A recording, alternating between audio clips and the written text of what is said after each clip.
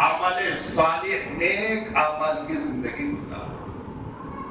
اس جگہ پہ میں قرآن کی 2 آیتوں کا ترجمہ صرف اس لیے نہیں کہ کر کے وقت گزار کے چلے جاؤ، اس لیے میں آپ حضرات کے سامنے بتاؤں جو آج معاشرے میں ہمارے مسلمانوں کی جو حالات ہیں، ان حالتوں کے تحت اس جگہ پہ نیک اعمال کی فضیلت پہ میں آپ حضرات کے سامنے بتاؤں، انسان کی زندگی 2 ہی طرف جا سکتی ہے، یا تو نیک عمل کی طرف یا نہیں تو برے عمل کی طرف۔ نیک عمل کی طرف گیا تو کیا اللہ اس انسان کو اہمیت دے، اس انسان کی زندگی میں بڑی کی بڑی چیزیں عطا کرتا ہے۔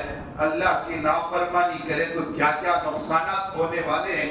قرآن کی 2 آیتیں میں آپ حضرات کے سامنے یہاں پہ بتا دیتا ہوں۔ سب سے پہلے نیک عمل کیا تو کیا اہمیت ہوگی؟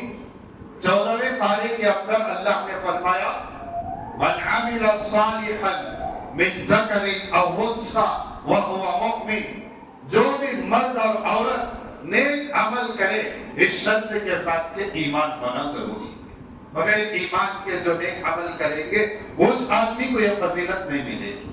سب سے پہلی چیز نیک عمل کرنے والے کو دل اور دماغ میں بٹھاؤ، اپنے ماتحت لوگوں تک اس بات کو پہنچاؤ، گھروں کے اندر اس بات کی تعلیم دو، جو نیک عمل کرے گا، اچھے عمل کرے گا، فَلَنُحْيِيَنَّهُ حَيَاةً طَيِّبَةً، پاک صاف ستھری سکون والی زندگی اللہ رب العزت اسے عطا کرے، ایک دم راحت والی زندگی رہے گی۔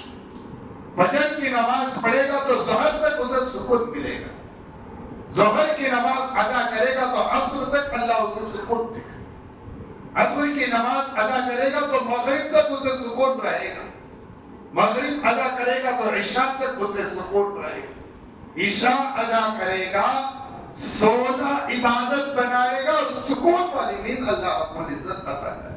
یہ حدیث کے خلاصے ہیں مسلمانوں کی، یہ چیزیں اللہ کے حبیب صلی اللہ علیہ وسلم نے بتائی۔ فَلَنُحْيِيَنَّهُ حَيَاةً طَيِّبَةً، عمل صالح کرنے والے کے لیے پاک صاف سکون اور اطمینان والی زندگی ملے گی۔ وَلَنَجْزِيَنَّهُمْ، اور ایسا بدلہ ہم اسے عطا کریں گے آخرت کے اندر بِأَحْسَنِ مَا كَانُوا يَعْمَلُونَ، جو جو اس نے عمل کیا اس کو احسان کے ساتھ ساتھ ہم اس کو بہترین بدلہ عطا کرنے والے۔ عمل صالح کی فضیلت دنیا کے اندر سکون والی زندگی اور آخرت کے اندر اس کا صلہ اور بدلہ اللہ رب العزت عطا کرے۔ یہ امر بالمعروف ہے، نیک چیزوں کی طرف حکم دینے والی چیز۔ اب نہی عن المنکر بھی آپ حضرات کے سامنے ہونا چاہیے۔ ان اعمال کو چھوڑ کے، عمل صالح کو ترک کر کے، نمازوں کا جنازہ نکال کے، نیک اعمال کو پس پشت ڈال کے زندگی گزارے گا۔ 16واں پارہ اٹھاؤ، اس پارے کے اندر اللہ نے فرمایا من اعرض عن ذکری، جو میرے ذکر سے، میرے حکم سے، میرے احکام سے پیٹ پلٹا کے وہاں سے چلا جائے گا، اعراض کرے گا، انکار کرے گا۔ اللہ رب العزت اس آیت کے اندر فرما رہے ہیں من اعرض عن ذکری فَإِنَّ لَهُ مَعِيشَةً ضَنْكًا، نیک عمل کرو تو سکون کی زندگی، اللہ کو بھول کے زندگی گزارو گے تو میں اس کی زندگی کو تنگ کر دوں، پریشانیوں میں مبتلا کروں، مشقتوں کے اندر اسے میں ڈال دوں گا۔ یہ تو دنیا کا بدلہ ہوا، دنیا کا سزا ہوا، دنیا کی پکڑ ہوئی۔ آخرت میں کیا ہوگا؟ اللہ رب العزت فرما رہے ہیں میں اسے اندھا بنا کے آخرت میں اٹھاؤں گا، روشنی نہیں رہے گی آنکھوں۔ وہ آدمی کہے گا اے اللہ میں تو دنیا کے اندر دیکھنے والا تھا، وقد كنت بصیرا، بصارت تو نے مجھے دی تھی، نیک دیکھنے کی قوت مجھے دی تھی۔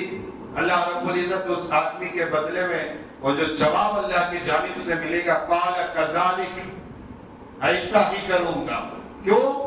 اس لیے کہ اتت کا آیاتنا، میری آیتیں تیرے سامنے آتے تھے، میرا حکم تیرے سامنے آتا تھا، ایک دن میں 5 مرتبہ میری تکبیر تیرے کانوں کے اندر پڑتی تھی، وہ چھوڑ کے بہت سارے انسان آگے تیرے سامنے تبلیغ کرتے تھے، بتاتے تھے، دین کی باتیں سمجھاتے تھے، فَنَسِيتَهَا، تو اسے بھلا دیا، تو اسے چھوڑ دیا، تو اسے ترک کر دیا، اپنی زندگی سے نکالا۔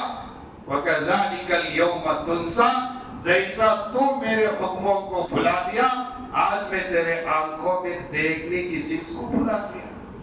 تیرا ہی کیا ہوا یہ صلح، اس پہ میرا کوئی ظلم اور ستم نہیں ہے۔